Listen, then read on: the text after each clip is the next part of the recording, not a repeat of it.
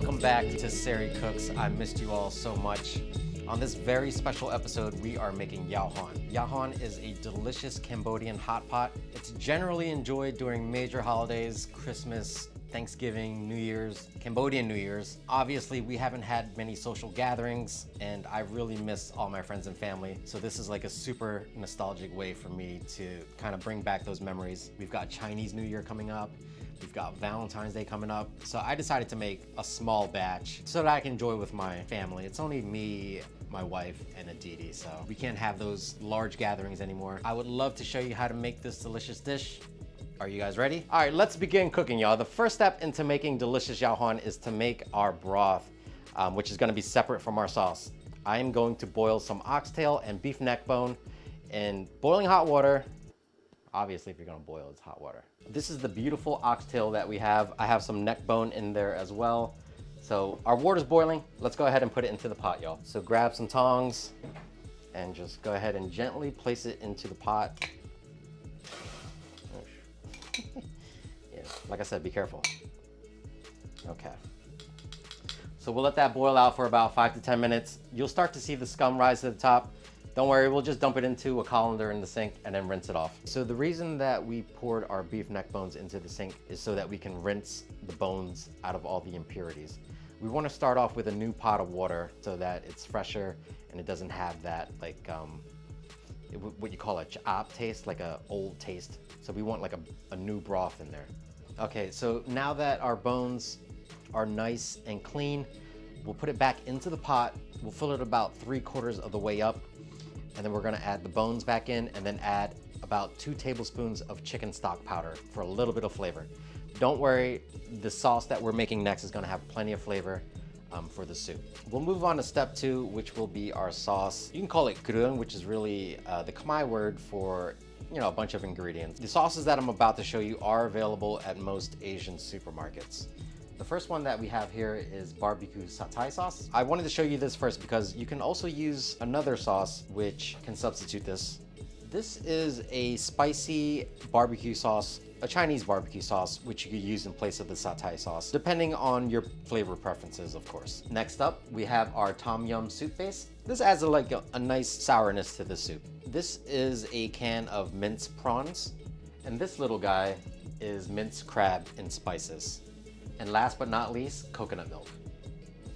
All right, we're gonna begin frying all of those ingredients that I just mentioned. We're gonna put some garlic into a pot with a little bit of oil. And you may be asking yourself why I'm using a pot instead of a pan.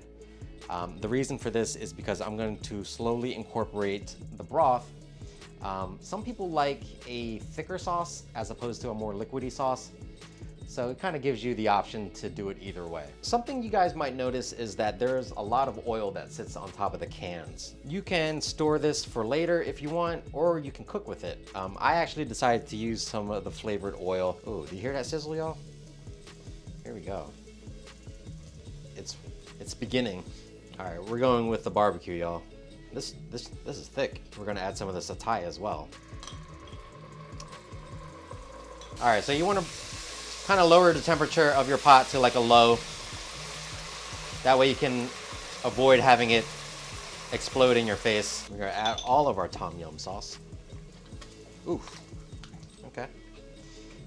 All right, like I said, let's work those flavors in. Just continue to stir.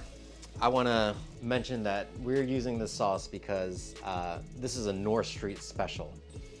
And mong paon teng ok knia, this is called Yao. This is the mak mui nang lake mui. So shout out to North Street. It's the Yao Hon that I grew up with. Okay, mong paon teng ok knia, we're gonna add some crab. Do you guys want to know how to say delicious in Cambodian?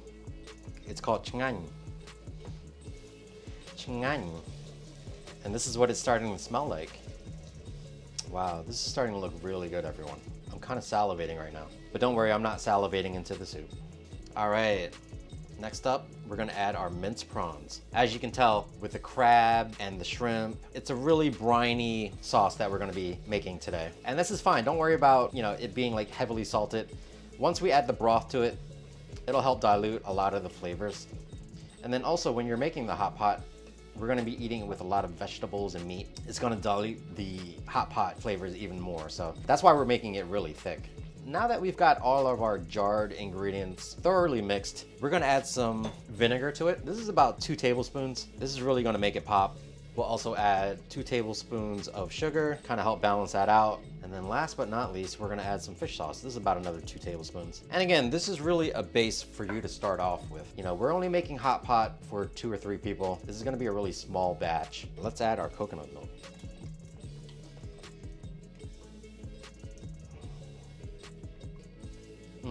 It is really starting to smell good. And we'll give it a couple more stirs and bring that all together. All right, once you start to see it bubble a little bit, you are ready to add the broth.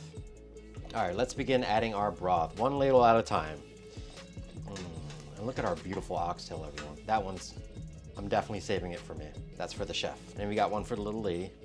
Let's get everything in there. We could do a little taste test too, actually. I added just enough broth to my taste because I like it a little bit liquidy. I don't like it too thick. I know some people do, but you know, you can do it according to your preferences. So if you didn't like it as kind of liquidy or watery as this, then you don't have to add as much broth.